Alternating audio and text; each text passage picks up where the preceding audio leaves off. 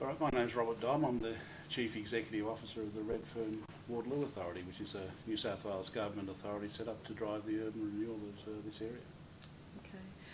And can you tell me how you first found out about Gordon and Elaine and the collection? Yeah, well, some members of my staff, who include Aboriginal staff, spoke to me last year that this collection existed and a large number of the items had gone to auction, and that Gordon Siren, who was the artist and owner of a lot of the material, was a bit disappointed the way the whole thing had gone.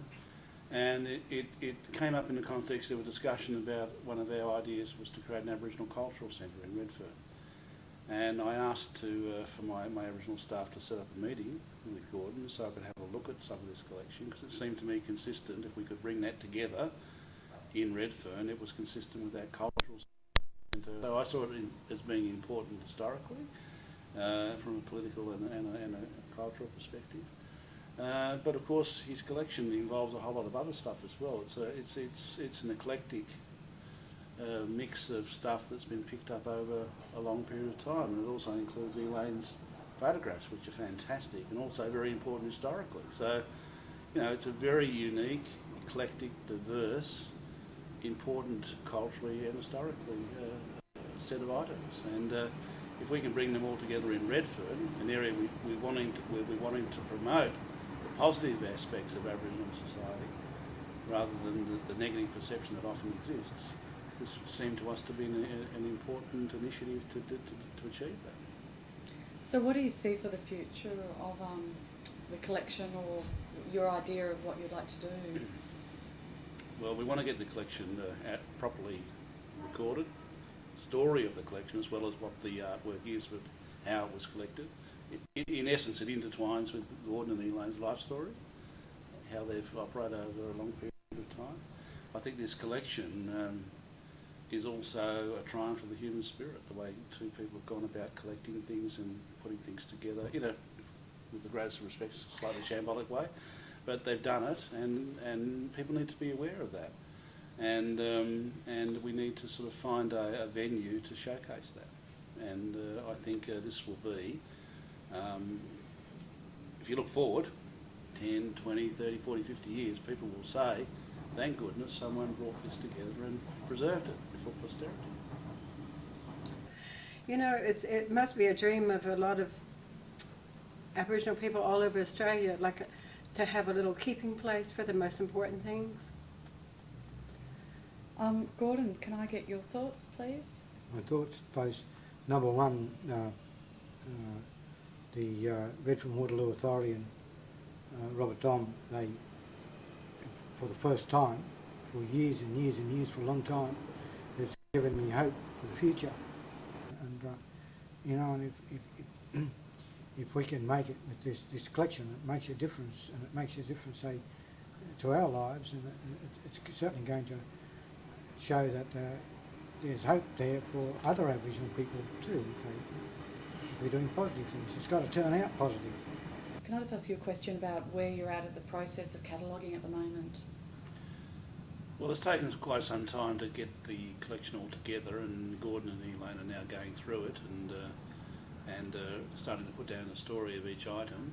We will bring in some professional assistance, curatorial assistance and technical assistance to sort of get it digitally recorded as well.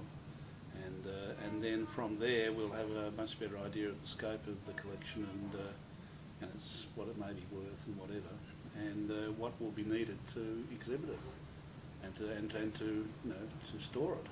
What's not on exhibition, because they are all important historical items, as I've said, as well as artistic items. So we're in the early days in the process of doing the cataloguing at the moment, but we are aiming to finish it over the next 3 months or so. And within the next 6 months, I hope to have found a home, ultimately, for the collection. And then I've got to try and raise some money to be able to buy the collection, to keep it in Redfern. And then, of course, there's the cost of maintaining the collection and maintaining the venue for people for public access. So there's a lot of water to flow under the bridge, but we've started the project, and we're at the most important critical stage now of getting the story together, and then we can, present the story to the public, hopefully, later this year. Do you want to finish off with saying anything at all? Yeah, I'd just like to say maybe just a couple of words about Gordon and Elaine. I think the thing that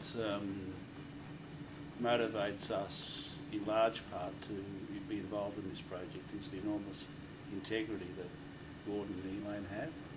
The fact that they've spent all these years collecting this stuff and keeping it together and preserving it under great difficulty displays a tremendous integrity. And it would be a tragedy for all that to be lost at some point in the future.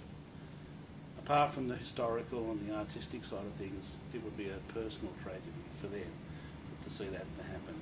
And I just want to pay credit to Gordon and Elaine for their integrity and their hard work and their struggle, and the fact that they've got this project to this point, and we will give them whatever assistance we can within our limited way to bring that dream to reality, because it's a wonderful dream, and dreams should be able to be achieved in this country, and I think this one can be. And I think, as I say, future generations will thank us all for it. Particularly thank Gordon and Elaine for bringing the collection together. And I think it's nice too that we have Aboriginal people on your staff, in particular Norma Ingram, believing in our dream and helping us too. And I'd just like to say thank you to her too, because if it wasn't for her, I just appreciate efforts helping us catalogue and going through boxes of. And that's the other thing too, to give the broader picture. Redfern-Waterloo, as I say, is an area that's gone through some pretty bad times for a long period. If you look at the history of this area since the Second World War, it's been in a state of slow decline in many ways, in terms of residential population, working population, economic activity. It's an area with high degrees of social problems and low degrees of wealth and things like that, lack of opportunity, lack of education and whatever. And our task at the Redfern-Waterloo Authority is to try and play a small role in turning that around. And I think one of the most important elements of our work is jobs and education and training and whatever for Aboriginal people. And creating sustainable enterprises and institutions and facilities as we move forward. And I put emphasis on the word sustainable.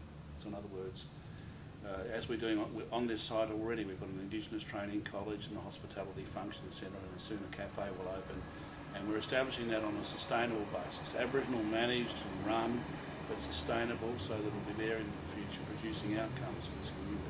There's so much positive about that community, and what we've got to do is get that out there so that people come to Redfern because of its Aboriginal component, because of the Aboriginal side of things. They don't stay away because of it, they come to it because of it. In other words, they come to Redfern to sample some Indigenous cuisine at our Indigenous hospitality centre. They'll come just down the road and view Aboriginal art and read some of the story about Aboriginal Australia, not only historically but contemporary as well. And so, in other words, Redfern becomes a destination, and one of its key marketing points, if you like, is its Aboriginality. That's a dream for Aboriginal people too.